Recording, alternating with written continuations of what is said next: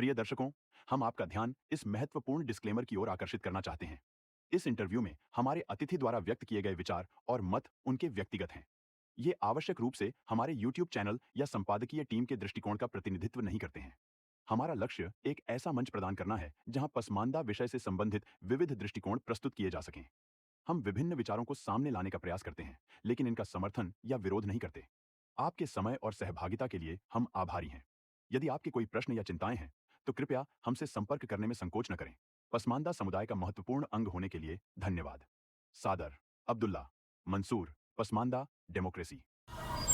नमस्ते, आदाब। पसमानदा डेमोक्रेसी की इस खास पेशकश शख्सियत से मुलाकात में आज हम एक ऐसे व्यक्ति से मिल रहे हैं जो न केवल समाज में जाके लोगों को जागरूक करते हैं, बल्कि कलम और कैमरा दोनों की ताकत से वो समाज के अंदर अपनी पहुंच भी रखते हैं और तमाम सारे लोगों की हमदर्दी तो बटोरते ही हैं, मुखालफत भी बटोरते हैं। आइए उन्हीं से जानते हैं उनके बारे में। मेरा नाम कौसर अली हुआ और मैं एक सोशल एक्टिविस्ट के साथ साथ एक पत्रकार भी हूँ। और आजकल चूँकि डिजिटल क्रिएटर को पत्रकार भी कहा जा रहा है, यूट्यूबर भी कहा जा रहा है और सोशल एक्टिविस्ट भी मैं हूँ। तो जाहिर है कि एक देखा जाए तो एक सोशल प्लेटफॉर्म पे हम लोग भी एक काम कर रहे हैं अपने लोगों को जगाने के लिए। और ख़ास करके जो तहरीक जो चल रहा है इन दिनों पसमानदा तहरीक, उस पर भी हम लोग काम करते हैं ताकि लोगों को कम से कम अपने इस जो उनका अपना हक हुकूक है उन सारी चीज़ों से उनको आगाह भी किया जा सके और उसके बारे में लोगों का अवेयर भी किया जा सके। आप कब से इस मुहिम में जुड़े हुए हैं भाई? आप तो पत्रकार हैं और पसमानदा बाद में है, मुसलमान पहले हैं, तो आपकी कब ये चेतना आई? विनय जी, देखिए एक्चुअली 2016 से मैं इस पसमानदा तहरीक से जुड़ा हूँ और मुझे उस वक्त इस बात का एहसास हुआ कि जिस तरीके से आज पूरी दुनिया में मतलब एक तरह से देखा जाए तो मतलब दो धड़े में दुनिया बटी हुई है। एक तो पैसे वाले लोग और एक गरीब। तो गरीबी इस तरह से जो कि हावी हो रही है कि इंसान गर्त में और चला जा रहा है, उसको लग रहा है कि अब हम आगे इससे नहीं निकल पाएंगे। तो जब मैं इसको महसूस किया, देखा कि अमीरी और गरीबी नहीं बल्कि इसके पीछे जो सियासत है, जो राजनीति है, वो राजनीति हमें कहीं ना कहीं एक तरह से देखा जाए तो एक ऐसे मुकाम पे लाके खड़ा कर दिया है जहां हम अपने आप में ही इस तरीके से सीमित होकर के रह गए हैं। और आज जो तहरीक, जिस तरीके से हम लोग पसमानदा तहरीक की बात करते हैं, देखिए ये तहरीक उसी का कहीं ना कहीं भीड़ चढ़ा हुआ है। हमें लगा कि आज जिस तरीके से पूरे मुस्लिम कौम को एक कहा जाता है, सवाल है कि अगर हम एक हैं तो सिर्फ एक हम मस्जिद में रहते हैं और दस्तरख्वान पे रहते हैं, लेकिन उसके अलावा जब हम कहीं सियासत में अपनी हिस्सेदारी की बात करते हैं तो वहाँ हम एक नहीं रह पाते। इसलिए क्योंकि वहाँ तुरंत जो है कि हमारी हैसियत दिखा दी जाती है, तुरंत वहाँ जाति से संबोधन कर दिया जाता है और ऐसा महसूस होता है कि शायद कि हम मुसलमान तो हैं लेकिन कहीं ना कहीं एक तबके में बंट करके एक बंद करके रह जाते हैं। तो ये चीज़ें हमने देखा, बहुत सारी चीज़ें हमने देखा। बहुत सारे लोग जब हम बात करते थे एक्टिविस्ट के तौर पे कि आप लोग मतलब चुनाव लड़ते हैं तो उसमें क्या किस किन चीज़ों का सामना करना पड़ता है, तो वो बहुत ही बेबाकी से कुछ लोग बोल देते थे, लेकिन बहुत लोग कुछ सहमे हुए इस बात को कहते थे कि देखिए ना, हम भी चुनाव लड़ रहे थे लेकिन जब चुनाव की बारी आई हमको देने की वोट, तो लोगों ने कहा कि फलाना जात के वोट दी। तो मुझे लगा कि ये चीज़ें कहीं ना कहीं लोगों के अंदर या तो एक जागरूकता के तहत इन सारी चीज़ों को हटाना चाहिए। अगर आप लेवल में हैं यानी कि इक्वल हैं, बराबर हैं, सब समानता की बात करते हैं, तो फिर हर जगह बात होनी चाहिए। और अगर नहीं है तो फिर चुनाव के वक्त अगर इस तरह की बातें आती हैं तो बहुत अफसोस होता है। इसका मतलब ये है कि पहले से चीज़ें चल रही थी, लेकिन जब तक कॉन्फिडेंस नहीं आया, जब तक आपको जागरूकता नहीं आई, तब तक इन चीज़ों से आपका वास्ता क्लियर नहीं हुआ। देखिए विनय जी, अभी सिर्फ मेरी ही नहीं बात है, ये अभी चूँकि देखिए हम लोग तो चूँकि देख लेते हैं, समझ लेते हैं, तो थोड़ी सी चेतना हमारी जब जाग जाती है तो हम लोग आ जाते हैं बोलने के लिए।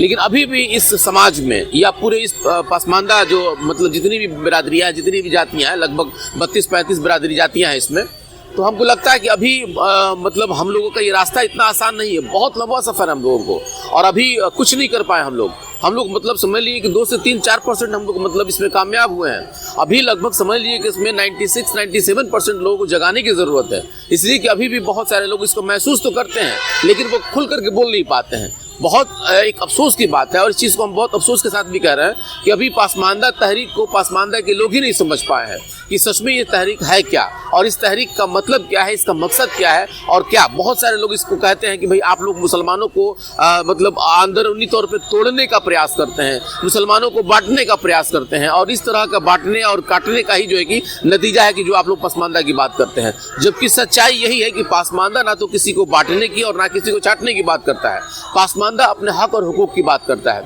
मैं एक छोटा सा एग्जांपल देना चाहता हूँ आपको। आपने देखा होगा कि जब भी मतलब जब पिछड़ों की बात आती है, जब अति पिछड़ों की बात, जैसे हम लोग जब जाते हैं कहीं नौकरी वगैरह लेने के लिए, तो वहाँ पे जाति सर्टिफिकेट चलता है। तो उस जाति में कई बिरादरियाँ उसमें आती है, जिसमें आपको पसमानदा में जैसे अंसारी बिरादरी आ गया, साई आ गया, धोबी आ गया, हजाम आ गया, यानी कि जो भी बिरादरियाँ हिंदू में, वो सारी चीज़ें मुसलमानों में भी आती हैं। तो जाहिर है कि इनका जाति सर्टिफिकेट बनता है। अगर आप सब कुछ इक्वल है, सब एक है, तो फिर इस जाति सर्टिफिकेट का तो कोई मतलब नहीं रह जाता है। लेकिन अगर सरकार ने हमको ये सुविधा दी है कि अगर आप मुस्लिम बिरादरी में भी अगर पिछड़े बिरादरी का हैं तो आप उसको दिखाइए, उसके आधार पे आपको जो है कि उस तरह की जगह मिल सकती है, तो फिर हमको उठाने का उसका फायदा क्या, मतलब उसका मतलब क्यों हम उसका फायदा क्यों उठा पाएंगे।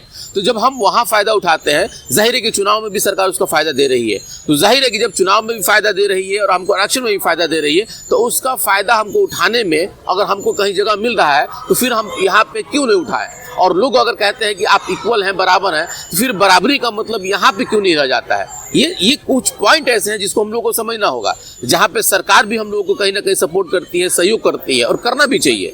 लेकिन अगर हम एक मुस्लिम होने के नाते सिर्फ ये बात कह दें कि मुसलमानों में ऊंच नीच नहीं है, मुसलमानों में जो है कि बहुत सारी चीज़ें अछड़ा अगड़ा पिछड़ा की बात नहीं है, तो ये बिल्कुल सिर्फ बातें हैं, जबकि हकीकत कुछ और होता है। तो क्या आपको लगता है कि ये जो फायदे दिए जा रहे हैं वो मुसलमानों को तोड़ने के लिए दिए जा रहे हैं, मतलब मुस्लिम के जो अपर कास्ट हैं वो उनका यही मानना है शायद? और नहीं, अपर कास्ट देखिए ये सोचता है ना कि ये मुसलमानों को सिर्फ एक लॉलीपॉप दिया जा रहा है, और ये मुसलमान इसमें जाकर के फंस जाते हैं, उनको एक बन करके ही रहना पड़ेगा। मैं एक बात आपसे कहना चाहता हूँ, आज कुछ पॉलिटिकल पार्टियों का एक नारा बन रहा है, चल रहा है कि बटेंगे तो कटेंगे। अब एक बात बताइए कि इसमें बटना और कटने की क्या बात है। आज तक तो मुसलमान एक होकर के क्या कुछ हासिल कर लिया, एक हैं हम, लेकिन आप देखिए कि जितने भी बड़े बड़े पोस्ट पोजीशन होते हैं उस पर हमारे अशराफ भाइयों का कब्जा है। लेकिन पिछड़े बिरादरियों को जब भी हक हुकूक की बात आती है, और जब ये पसमानदा नाम से जब जाते हैं वहाँ पे, तो इनको कहा जाता है कि तो भाई मुसलमान बताइए, नहीं तो मुसलमान है लेकिन ये पसमानदा की बात कर रहा है। सवाल है कि जब आपको वहाँ जगह मिलने की जहाँ ज़रूरत पड़ती है, जहाँ दी जाती है, वहाँ भी आप नहीं ले पाते हैं। तो जब यहाँ मुसलमान एक होकर के वो हासिल नहीं कर पाया, तो हिंदू बिरादरियों में अगर अगले पिछड़े की बात जब की जाती है, की क्या बात है। आज तक तो मुसलमान एक होकर के क्या कुछ हासिल कर लिया, एक हैं हम, लेकिन आप देखिए कि जितने भी बड़े बड़े पोस्ट पोजीशन होते हैं उस पर हमारे अशराफ भाइयों का कब्जा है। लेकिन पिछड़े बिरादरियों को जब भी हक हुकूक की बात आती है, और जब ये पसमानदा नाम से जब जाते हैं वहाँ पे, तो इनको कहा जाता है कि तो भाई मुसलमान बताइए, नहीं तो मुसलमान है लेकिन ये पसमानदा की बात कर रहा है। सवाल है कि जब आपको वहाँ जगह मिलने की जहाँ ज़रूरत पड़ती है, जहाँ दी जाती है, वहाँ भी आप नहीं ले पाते हैं। तो जब यहाँ मुसलमान एक होकर के वो हासिल नहीं कर पाया, तो हिंदू बिरादरियों में अगर अगले पिछड़े की बात जब की जाती है, तो वो लोग एक होकर के क्या कुछ हासिल कर सकते हैं। सवाल यहाँ यही आता है कि अगर हम मुसलमान हैं, पिछड़े हैं, तो हमको तो आरक्षण गवर्नमेंट दे ही रही है, लेकिन वहाँ पे हमारे जो अशराफ कहते हैं कि नहीं, आपको वहाँ लेने की कोई ज़रूरत नहीं है, इसलिए कि आप तो एक हैं। तो जब सवाल है कि हम वहाँ एक हैं और जब हम चुनाव लड़ते हैं, तो फिर वहाँ जाति व्यवस्था क्यों दिखा दी जाती है, वहाँ हमको जातियों से तंज कस करके हमें नीचा दिखाने का प्रयास क्यों किया जाता है, वहाँ ये क्यों कहा जाता है कि फलाने जात का है, इसको वोट मत दो तुम लोग। तो ये चीज़ें जो है कि कहीं ना कहीं एक तरह से हमें भी समझा देता है कि नहीं भाई, हम तो पिछड़ा है तो पिछड़े ही रहेंगे, चाहे आप लाख आगे बात कर लो, लाख ये बात कह दो कि भाई सब पसमानदा एक है, मतलब मुसलमान एक है, कोई पसमानदा नहीं है, कोई अति पिछड़ा और कोई पिछड़ा नहीं है। तो ये सिर्फ जो है कि एक थोथली बातें रह जाती है, बाकी इसका कोई मतलब नहीं रहता है। अच्छा, इसका मतलब ये है कि ये जो भी जुमले या जो भी लोग बातें करते हैं, इसमें उनका व्यक्तिगत स्वार्थ निहित होता है। वो कहीं भी जो वंचित तबका है, खासकर पसमानदा तबका है, उसके हित की बात उसमें कहीं निहित होती नहीं है। तो बिल्कुल, ये तो जाहिर है, मेरी बातों से आपको अंदाजा लग गया होगा। तो आपको ये लगता है क्या कि इसकी ये बात करके वो लोग जो संविधान सम्मत जो पसमानदा मुस्लिम हो रहा है, या फिर संविधान में अपनी हिस्सेदारी को तलाश रहा है संविधान के माध्यम से, तो संविधान से उसको अलग करने की भी बात हो रही है शायद? बिल्कुल बिल्कुल, चूंकि देखिए, कहने का मतलब है कि जब संविधान के तहत कानून बना हुआ है और उसी कानून का हम पालन कर रहे हैं, हम एक बात कह रहे हैं कि जब हम अगर अंसारी बिरादरी से आते हैं तो हमको सर्टिफिकेट, जाति सर्टिफिकेट देना पड़ता है, जिसमें हमको मोमिन लिखा जाता है, जुल्हा लिखे, मोमिन लिखे, अंसारी लिखे होता है ना, तब जाकर के हमको कहीं मतलब एडमिशन मिलता है या कहीं जाति सर्टिफिकेट हमको उसको देना पड़ता है। तो ये तो हमको संविधान ने दिया है, और अगर कोई कह दे कि नहीं ये गलत है, तो इसका मतलब कि वो संविधान के खिलाफ है। और जब संविधान के तुम खिलाफ हो तो फिर संविधान की बात कैसे कर पाओगे? तो जाहिर है कि हम तो फॉलो कर रहे हैं। संविधान के खिलाफ हो और संविधान की बात नहीं करोगे तो फिर तो देशद्रोही हो गए। नहीं देखिए, अब इस चीज को हम नहीं कह सकते हैं, ये तो अब दूसरी बात हो गई। लेकिन सवाल यहाँ ये बनता है कि अगर हम जो संविधान सम्मत जो चीजें हमको मिली हुई है, जो सहूलियत मिल रहा है, अगर हमको जाति सर्टिफिकेट से ही हमको फायदा मिल रहा है, अगर हमको आधार कार्ड में अगर कहीं उसमें राशन कार्ड में दर्शाया जाता है कि भाई आप पिछड़े बिरादरी से हैं या जो भी हैं, तो उसका फायदा अगर हमको मिल रहा है तो हमको लेने में क्या दिक्कत है? और जब हम ले रहे हैं तो फिर आप इक्वल कैसे कह सकते हैं?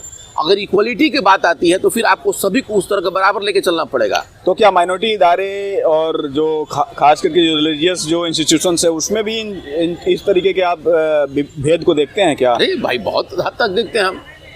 अब इसमें कहने की थोड़ी बात है, आप पूरा लिस्ट उठा करके देख लीजिए वक्फ बोर्ड का, या आप पूरा जो है कि ये क्या कहते हैं जो एक्शन कमेटी था, बाबरी मस्जिद एक्शन कमेटी का, आप उनका पूरा उठा करके देख लीजिए, या फिर जितने भी अदारे हैं वो छोड़िए, आप यहाँ विधानसभा से लेकर के लोकसभा तक का देख लीजिए, आप जितने भी मतलब अच्छे पोजीशन पे गए हुए हैं, इस पसमानदा तहरीक से पहले की मैं बात कर रहा हूँ, उन तहरीकों को अगर आप मिला लीजिए तो आपको बहुत मतलब शीशे की तरह साफ हो जाएगा। आपको याद है कि जब बाबा कौम अब्दुल क़य्यूम अंसारी साहब जब पहली बार टिकट के लिए जब पटना की जब सीट की बात हो रही थी, जब उन्होंने गया कि भाई हमको भी चुनाव लड़ना है, तो एक तंज कसा गया था। अब आप सोचिए वो तंज कौन कसा होगा? वही लोग न कसे होंगे जिनका जो है कि शेरवानी और टोपी मजबूत हुआ होगा।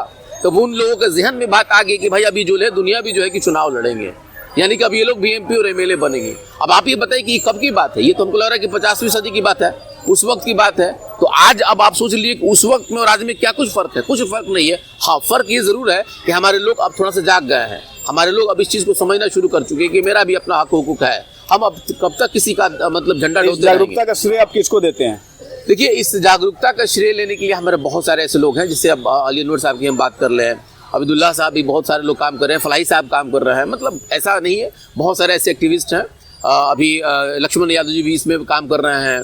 आपको ये प्रोफेसर क्या नाम है जो जेएनयू के प्रोफेसर हैं, रतन लाल सर, वो लोग भी काम कर रहे हैं। तो बहुत सारे लोग ऐसे हैं जो कि अपने पूरे पोटेंशियल को इस समाज के लिए दे रहे हैं, और वो लोग जिस तरीके से इस समाज को जागृत करने में अपना प्रयास उन लोगों ने किया। इन लोगों के रिस्पांस कैसा है अभी जो पसमानदा समाज में जो लोग पसमानदा के लिए काम कर रहे हैं, तो वो क्या एक्सेप्ट किए जा रहे हैं या फिर उनको भी अभी लोग ऐसे ही मान रहे हैं? बहुत देखिए, एक चीज़ तो है कि आप जिस लड़ाई को लड़ रहे हैं और जिस लड़ाई को हम लोग लड़ करके और लोगों के सामने जाने की बात कर रहे हैं, ये तो ठीक है कि लोगों का एक्सपेक्टेशन तो बड़ा है कि भाई इन लोगों का हक है और मिलना भी चाहिए।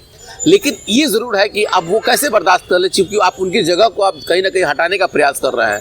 जिस पूरे मोहल्ले पे उनका कब्जा था, आप धीरे धीरे उस पर अपना जगह बना रहे हैं, तो भाई कोई ऐसे कैसे एक्सेप्ट कर लेगा? थोड़ा सा तकलीफ तो होगा ही ना, क्योंकि पुरानी घर थी, अब उस घर में अपनी जगह बना रहे हैं आप, तो मजबूत, जाहिर है कि मजबूत। घर तो आप ही का था और उस घर पे कब्जा कब्जा खाली करा रहे हैं, बस ये कहा जा सकता है, उनका घर नहीं था। तकलीफ तो होगी। जाहिर है कि हमारे जितने भी एक्टिविस्ट हैं उनको इतने जल्दी तो कोई करेगा नहीं, इसलिए कि इन लोगों ने चेतना पैदा कर दी इस पूरे समाज को, और समाज को लेकर के जिस तरीके से आगे बढ़ रहे हैं, जिसका नतीजा है कि हम जैसे लोग आपके सामने बैठ कर इस बात को रख रहे हैं।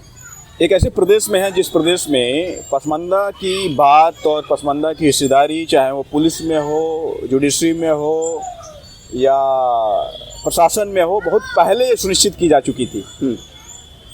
आप उसके बारे में कुछ बताएंगे कि कौन कब से शुरू किया था? देखिए, हम आपको बता रहे, चूँकि ये सारी चीज़ें अगर हम लोग इस पर तफसील से जाएंगे तो बहुत लंबा वीडियो हो जाएगा, क्योंकि इतना समय हमारे पसमानदा के लोग दे नहीं पाते हैं। हमारे पसमानदा के लोग बस यही जानना चाहते हैं कि हम लोग जिस काम को कर रहे हैं उसका क्या कुछ फ़ायदा मिलने वाला है, और जिस काम को हम लोग कर रहे हैं वो सही है भी कि नहीं है। देखिए, इसका एक छोटा सा हम एग्जाम्पल आपको देंगे 2005 का। 2005 में जिस तरीके से अली अनवर साहब ने नीतीश कुमार के साथ मिल करके जिस तहरीक के साथ उन्होंने काम किया, एक बड़ा बदलाव उन्होंने दिखलाया, और उस वक्त तक एक तरह से एक छत राजद कर रहा था। राजद में जिस तरीके से सभी मुसलमानों को, सिर्फ मुसलमानों को, उसमें कोई अगड़ा पिछड़ा नहीं था, मुसलमानों के नाम पे ही टिकट बांट दी जाती थी, जो कि चंद लोगों के पास चला जाता था, और उसका नतीजा क्या होता था कि बस आपको मतलब चेहरा देख करके टिकट दे दिया गया और बाकी लोगों को आप एक भेड़ की तरह हाँकते रहिए। इस बदलाव को 2005 में अली अनवर साहब और नीतीश कुमार ने मिल करके इसको बखूबी समझा, और एक अलग उन लोगों ने जगाया, सामाजिक परिवर्तन हुआ, और लोगों को इस बात का आभास हो गया कि हम जिस पार्टी के तहत हैं वो पार्टी हमको सिर्फ एक समझ करके ही वोट दे, मतलब टिकट दे रही है, वोट नहीं बल्कि टिकट दे रही है, और सब लोग मिलकर के वोट दे देते, मिलता कुछ नहीं था उनको। 2005 के बाद जब लगा कि नहीं, मुसलमानों में जो आरक्षण हुआ मतलब जब नीतीश कुमार ने कुछ उसमें रिजर्वेशन कर दिया, जिसमें आपको पंचायती व्यवस्था थी, जिस पंचायती राज में हम लोग अभी आप कहीं भी गांव में जाइए देखिएगा कम से कम पिछड़ा अति पिछड़ा के लोग मुसलमान जो है कि कुछ मुखिया, कुछ वार्ड, कुछ जिला परिषद बन गए हैं। तो ये 2005 का जो बदलाव हुआ, इस बदलाव के तहत मुसलमानों के अंदर जो पिछड़े मुसलमान हैं उनको लगा कि नहीं हमको कुछ मिल रहा है और उसका बेनिफिट मिल सकता है अगर हम लोग सच में इस तरीके से आगे बढ़ जाए। तो पहले भी आपको लेके जाना चाहूंगा, ये तो पॉलिटिकल रिप्रेजेंटेशन था। 1978 में एक आरक्षण लागू हुआ था, कर्पूरी ठाकुर ने जो किया था, उसका जो बदलाव है मुझे लगता है कि उसका बदलाव ज्यादा दिख रहा है समाज में, क्योंकि उस समय अधिकारी, जुडिशरी, इंजीनियर, मेडिकल, ये सब चीज़ों में जो एक हिस्सेदारी सुनिश्चित हुई, उसका इम्पैक्ट आप कैसे देखते हैं? देखिए, मंडल कमीशन की बात आप कर रहे हैं। नहीं, उससे पहले में जो कर्पूरी ठाकुर ने, कर्पूरी ठाकुर, देखिए उनका कहने का मतलब कि कर्पूरी ठाकुर जी का जो योगदान है ना, उस योगदान को शायद कि हम लोग भूल नहीं सकते हैं।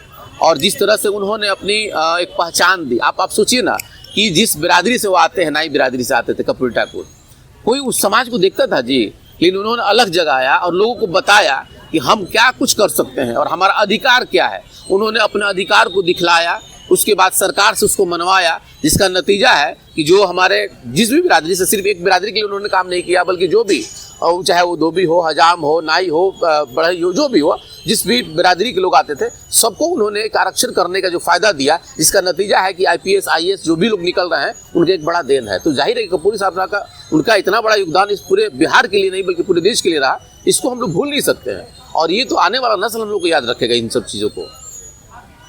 तो आप जो एक पूरी फहरिस्त चली आ रही है सामाजिक न्याय की, खास करके बिहार में है, तो अभी बिहार के परिप्रेक्ष्य में ही बात किया जाए, वैसे अब बिहार का रहा नहीं, जब से प्रधानमंत्री ने बोला है तब से पूरा राष्ट्र का और पूरी दुनिया का ये मुद्दा बना हुआ है कि साउथ एशिया में और भारत में किस तरीके से जो जाति है वो न केवल हिंदू में बल्कि ये तमाम सारे धर्मों में भी है, पाई जाती है।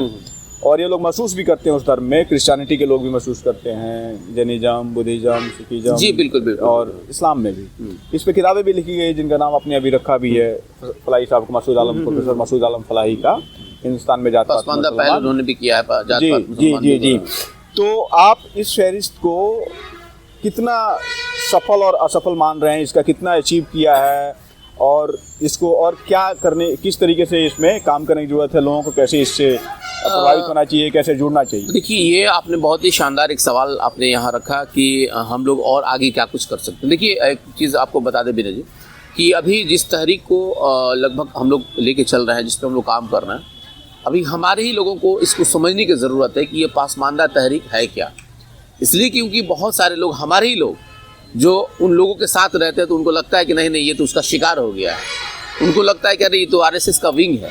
कुछ लोगों को लगता है कि अरे ये तो पॉलिटिकल मतलब पार्टियों का मतलब जो है कि एक असर इनके ज़हन पे है, ये लोग सिर्फ तोड़ मरोड़ करके बात करने की कोशिश कर रहे हैं। जबकि सच्चाई यही है कि पासमानदा तहरीक उन लोगों के लिए काम करता है, वो किसी जाति, किसी मजहब, किसी धर्म के लिए नहीं है। ये विशेष तौर पर देखें तो उन लोगों के लिए जो सामाजिक तौर पर पिछड़ गए हैं, राजनीतिक तौर पर पिछड़ गए हैं, तो उनकी राजनीतिक तौर पे जो पकड़ होनी चाहिए, जो सामाजिक तौर पे उनकी पकड़ होनी चाहिए, उसको वो कैसे हासिल कर पाएँ, इस तहरीक का मकसद वही होता है। अब हम लोग जिस मकसद से काम कर रहे हैं, तो ज़रूरत है हमें कि हम उन लोगों तक पहुँचे। अब आपको मैं एक छोटा सा एग्जाम्पल दूंगा कि अभी हम लोग जब बिहार के जब हम लोग उत्तरी दिशा में जाएंगे, जिसमें आपको किशनगंज, कटिहार, पूर्णिया, किशनगंज, ये जो भी एरिया आता है, इन सभी जगहों पर जा कर देखिएगा तो ये तादाद ज़्यादा है पासमानदा की तादाद ज़्यादा है, जिसमें वहाँ पे एक कम्युनिटी आता है, आपको शेर शाह आबादी भी आते हैं वो लोग। उसके बाद आपको 2-3 बिरादरियाँ वहाँ आती हैं, वो लोग भी पासमानदा बिरादरी में ही शायद आते हैं, जहाँ तक मेरा नॉलेज है।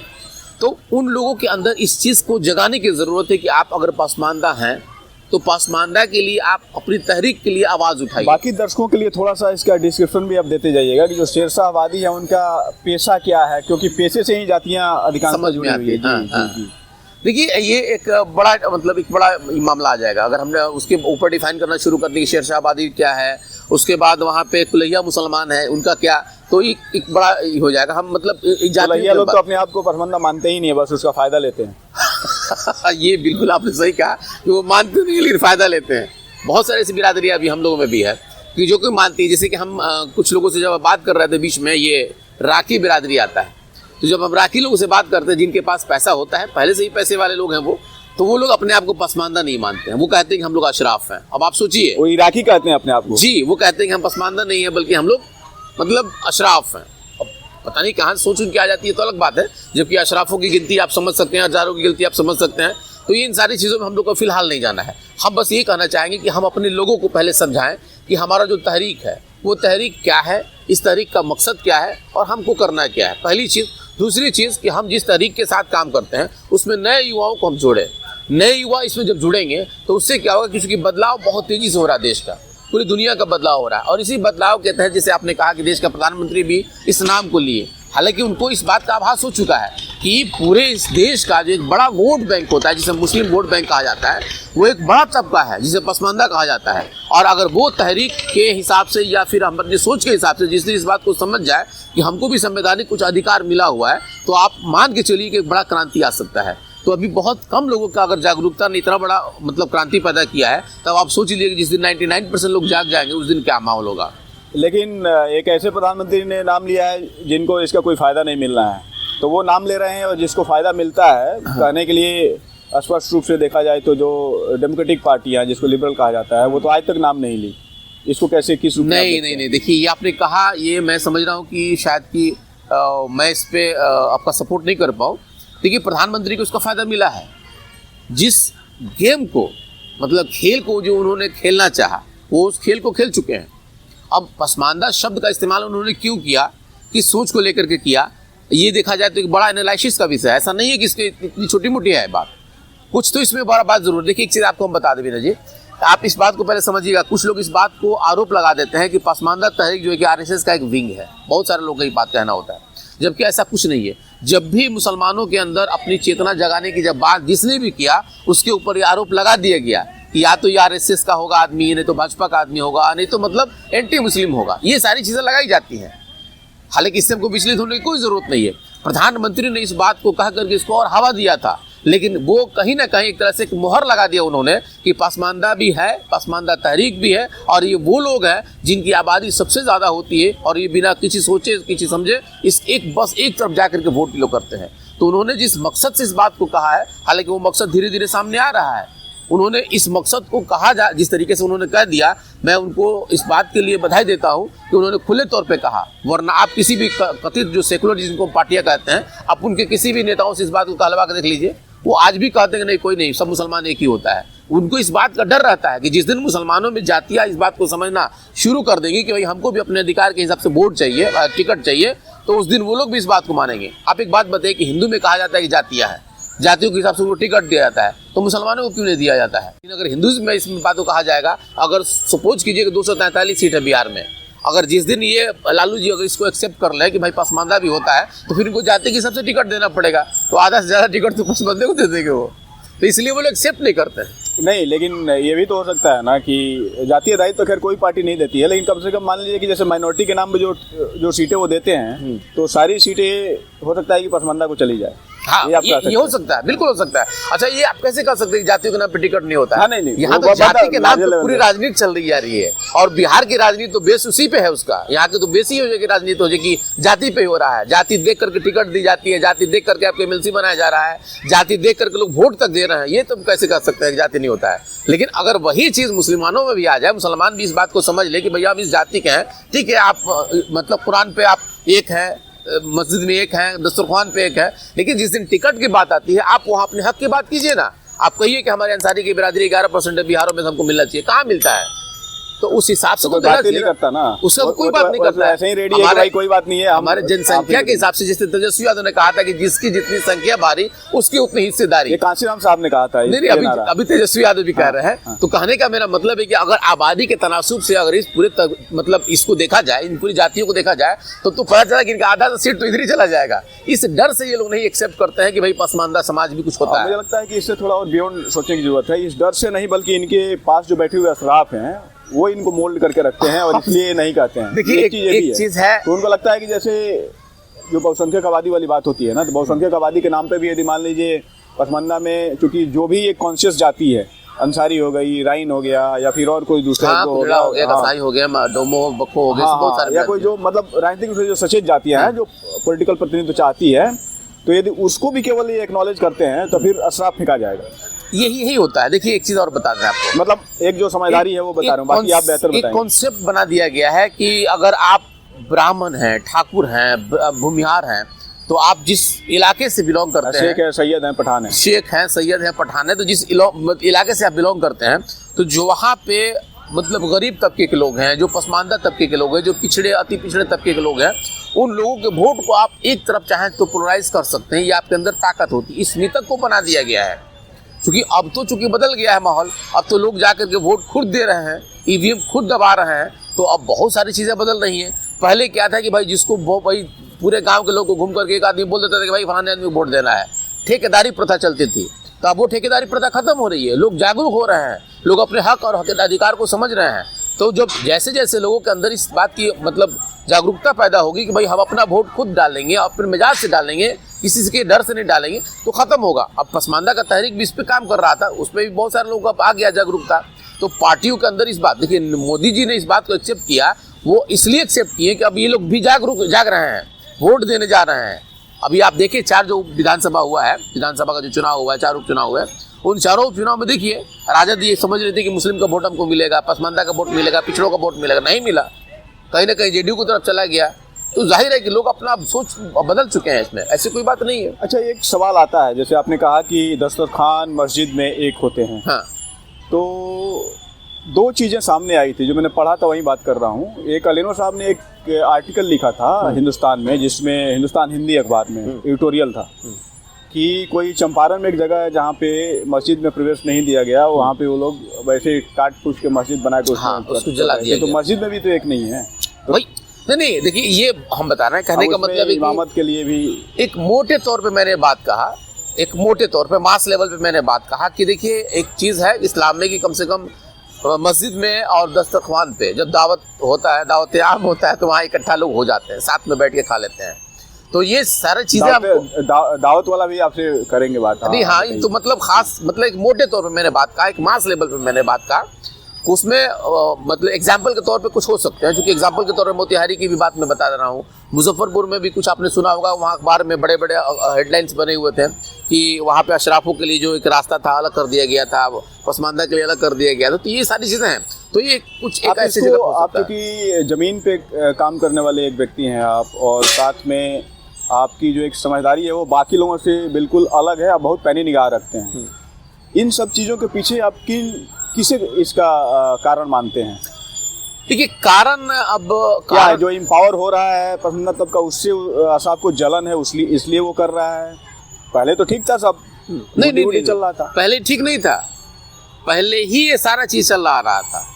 और जब देखिए सिस्टम आज का नहीं है, ये सिस्टम बहुत पुराना सिस्टम है, आपको पता होगा। रास्ता बदल जाना या फिर नहीं, ये चीज़ें देखिए, अब ये तो एक तरह से होता है, भाई मान लेते हैं कि अब जब माहौल बदलेगा, मौका मिलेगा आपको, तो आप छोड़िएगा थोड़ी।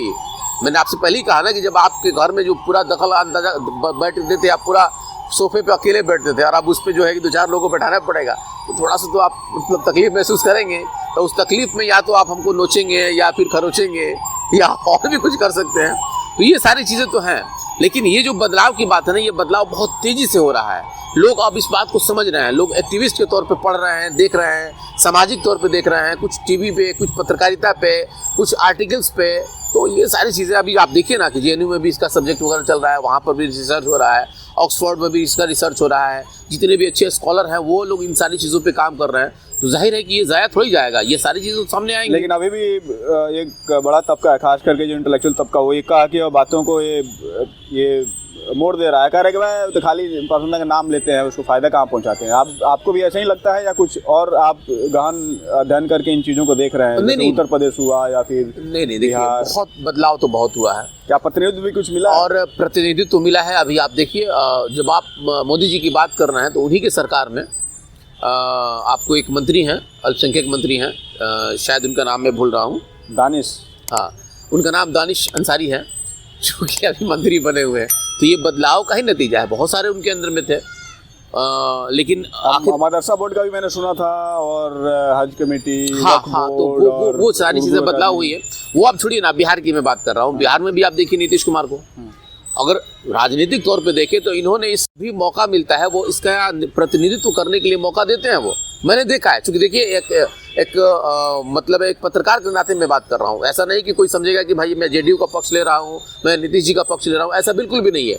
लेकिन जो सामाजिक तौर पे हम जो लोग सच है, बदलाव जो देखते सच हैं, है। जो सच्चाई है, इस चीज को हम देखते हैं कि नीतीश कुमार के रीजन में जितने भी पिछड़ी बिरादरियां हैं, उसमें चाहे वो अंसारी बिरादरी की बात हो, राइन बिरादरी की बात हो, हजाम हो, या फिर जो भी कसाब हो, या जो भी बखो वगैरह, इन सभी को उन्होंने अच्छा प्रतिनिधित्व दिया है। चाहे वो एमएलसी बनाने की बात कहा हो, या फिर जब टिकट उन्होंने 11 टिकट इससे पहले जब चुनाव हुआ 2020 में, उसमें भी उन्होंने दिया था। नहीं जीत करके आए, ये अलग बात है, उसमें भी कहीं ना कहीं ये पसमानदा शिकार हो गया, साजिश का शिकार हुआ था।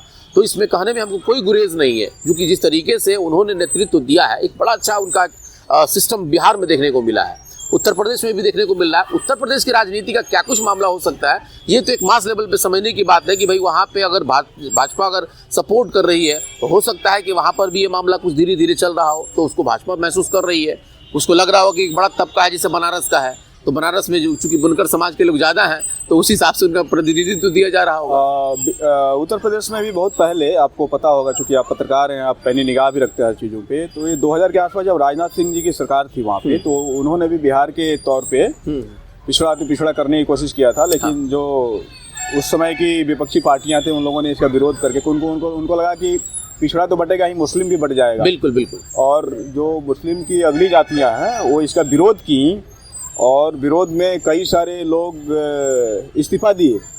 जो तथाकथित पिछड़ी जाति के, हिंदू पिछड़ी जाति के जो मंत्री थे, तो उनको लगा कि भाई अभी तक हम बने रहें तो फिर आने वाले समय में तो हमारी पूरी स्वार्थपना सब खत्म हो जाएगा, तो उस पर जाके रुका। और देखिए, हमको याद है कि एक बार जब हमारी बात हो रही थी अली अनवर साहब से, चूँकि आपने एग्जाम्पल दिया राजनाथ सिंह की, तो मैं बात कर रहा हूँ, तो ये अली अनवर साहब बताने लगे कि हम लोग जब इस पूरे कैंपेनिंग को चला रहे थे, तो लालू जी उस वक्त मुख्यमंत्री थे, और हम लोग एक डेलीगेट लेकर के और लालू जी से मिले कि आप इस तहरीक के लिए, अगर तहरीक के लिए कुछ कर सकते हैं तो कीजिए, नहीं तो कम से कम इस समाज के लिए आप लोग देखिए, समझिए इसकी, इसलिए कि समाज बहुत ज़्यादा पीड़ा में है, और इसको आप लोग कम से कम नेशनल इशू बनाने का प्रयास कीजिए। और हम लोग चाहते हैं कि सोनिया गांधी से मिले, मनमोहन सिंह की सरकार थी उस वक्त। तो अली अनवर साहब की बात को लालू यादव ने कहा कि ठीक है, इसको हम लोग देखेंगे और आपको हम मिलवाएंगे सोनिया जी से। तो वो एक डेलीगेशन में, जिसमें आपको राजस्थान से, गुजरात से, हरियाणा से, दिल्ली से, बिहार से, उत्तर प्रदेश से और कलकत्ता से, लगभग 5-7 मतलब स्टेट से एक एक लोग मिला करके एक डेलीगेशन बनाया गया। और उस डेलीगेशन के लिए लालू यादव ने टाइम लिया कि आप हमको समय दीजिएगा, कल का हम लोग आपको सोनिया गांधी से मिलवाएंगे। लेकिन जब सोनिया गांधी से बात हुई, और उसके बाद बात होने के बाद सोनिया गांधी ने शायद कि इसको इनकार कर दिया था, तो लालू जी को इसको कोई समझाया होगा, हमारे ही बड़े भाई लोगों ने समझा दिया होगा कि क्यों आप इन लोगों को लेकर के मिल रहे हैं। उसके बाद लालू जी का फ़ोन नहीं उठा। ये सारे लोग दिल्ली में इंतज़ार कर रहे हैं, लेकिन लालू जी का फ़ोन उठा नहीं। इसलिए नहीं उठा क्योंकि उनको इस बात का आभास हो गया कि अगर सोनिया गांधी अगर इस बात को समझ लेंगी तो मनमोहन सिंह के पास जाएगा, और मनमोहन सिंह अगर सदन में कुछ भी इम्प्लीमेंट कर दिए, बदलाव कर देंगे, तो इस पूरे समाज को फ़ायदा मिल जाएगा। और इस पूरे समाज को जो फ़ायदा मिलेगा, तो जो हमारा जो एक अधिकार बना हुआ था, जो हम सियासत पे अपना एक अधिकार जमा रहे थे, वो चीज़ें खत्म हो जाएगी, वो हकमारी वाली बात हो जाएगी। तो ये अली अनवर साहब के वक्त भी मामला चल रहा था। राजनाथ सिंह जी के मामला जो थी, देखिए वो लोग अलग पार्टी के हैं, और उन लोगों का जो अपना बेस वोट होता है वो हिंदुत्व का वोट होता है, क्योंकि उनका अपना एक अलग कॉन्सेप्ट है। उस कॉन्सेप्ट में अगर वो मुसलमानों को तरजीह देंगे तब भी, नहीं देंगे तब भी, कोई बहुत बड़ा फ़र्क नहीं पड़ने वाला है, इसलिए कि उनका कॉन्सेप्ट बिल्कुल अलग है। वो अपना हिंदुत्व के कॉन्सेप्ट पे काम करते हैं, उनका अपना अपना एजेंडा है।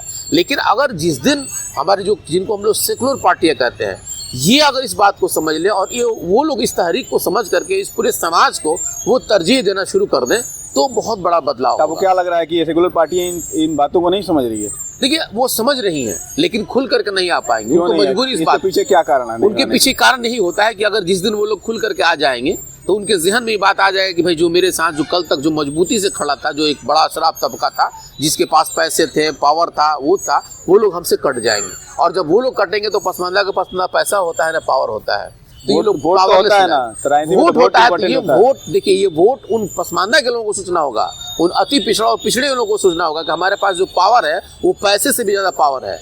वो एक ऐसा कानून, मतलब एक ऐसा पावर है जिससे कानून बनेगा। यही चीज़ जगाने के लिए तो हम और आप काम कर रहे हैं। तो इस पसमानदा को इस बात को समझना होगा कि जो सबसे बड़ा मजबूत पावर है वो मेरे पास है, वोट का पावर। तो हम इस वोट के पावर को नहीं समझ पा रहे हैं, और इस वोट के पावर को जिस दिन ये समाज समझ जाएगा उस दिन वो पार्टियां भी समझ जाएंगी, और वहाँ करके वो लोग खुलेआम तौर पे जिस तरीके से मुख्यमंत्री, जिस तरीके से प्रधानमंत्री ने एक्सेप्ट किया, ये पार्टियां भी एक्सेप्ट करेंगी कि हाँ, इन मुसलमानों के अंदर भी जो जाति व्यवस्था है उसको हमको समझना होगा, और उसके हिसाब से, उनके तनासुब से इन लोगों को टिकट भी देना होगा ताकि इनका नेतृत्व भी बने, और ये लोग जो निचले से जो कि निकल करके आ रहे हैं ये अगले। कुमार जी की बात कर रहे थे जो बिहार में एक अच्छा सरकार चला रहे हैं, हाँ। तो ये तो अभी केंद्र में गठबंधन में भी सहयोग में है। तो आपको क्या लग रहा है कि बिहार के तर्ज पे केंद्र में भी कुछ चीजें बदलने के आसार दिख रहे हैं, नहीं, जैसे कि पसमानदा का या फिर जो अधिपिछड़ी जातियां हैं इसके लिए कुछ बड़े स्तर नहीं, पे कुछ देखिए बदलाव हो? वहाँ पसमानदा को लेकर के वहाँ कुछ बात नहीं होगी। तो आप क्यों नहीं इनसे मिलते हैं, आप लोग डेलीगेशन लेके? हम बता रहे हैं ना कि पसमानदा को लेकर के वहाँ बात इसलिए नहीं हो पाएगी कि अब ये एक तरह से देखा जाए तो जिस इशू को छेड़ने के लिए प्रधानमंत्री ने शुरुआत किया उससे उनको कुछ बेनिफिट नहीं मिला, तो नीतीश जी भी अब नहीं चाहेंगे कि उसको वहाँ ला करके हम छेड़े ये। अब इसको बस सीधे तौर पे मैं आपको बता देना चाहता हूँ, मोटे तौर पे, कि जब ये समाज जागृत हो जाएगा, इस समाज के अंदर जागरूकता हो जाएगी और ये समाज अपने आप को समझ जाएगा कि हाँ, हमारे वोट में पावर है, ताकत है, हम चाहें तो जिसकी भी सत्ता को बदल सकते हैं, उस दिन जो है कि इन लोगों को एक्सेप्ट करना पड़ेगा और इन लोग खुले तौर पे एक्सेप्ट करेंगे।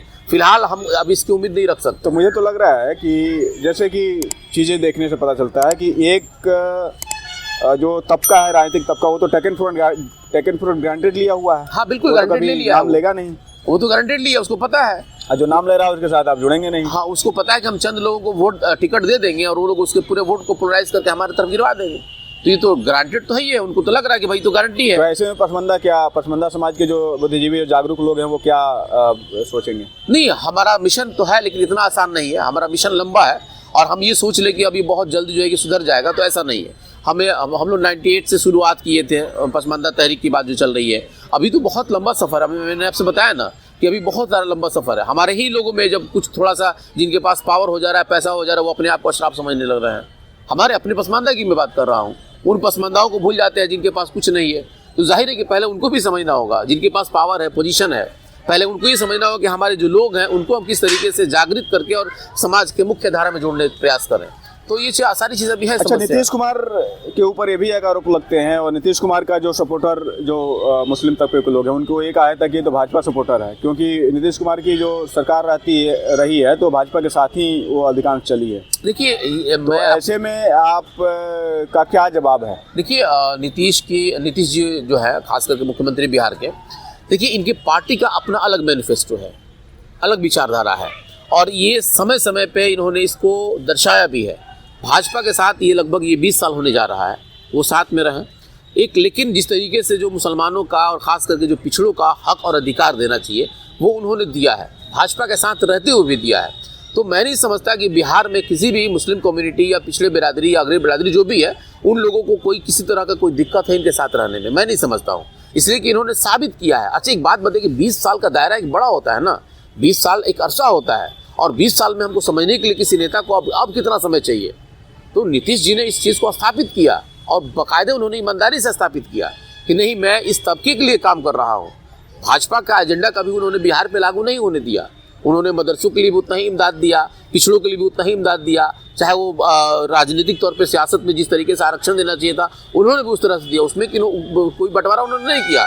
तो जाहिर है कि इसका फ़ायदा पिछड़ों को मिल रहा है, अल्पसंख्यकों को मिल रहा है, और उसमें भी पसमानदा बिरादरी को मिल रहा है, जिसका नतीजा है कि कम से कम और नहीं तो कहीं आप जा करके देखिए तो मुखिया से लेकर के और सरपंच और उसके बाद आपको जिला पार्षद तक पिछड़े बिरादरी के लोग मिल रहे हैं।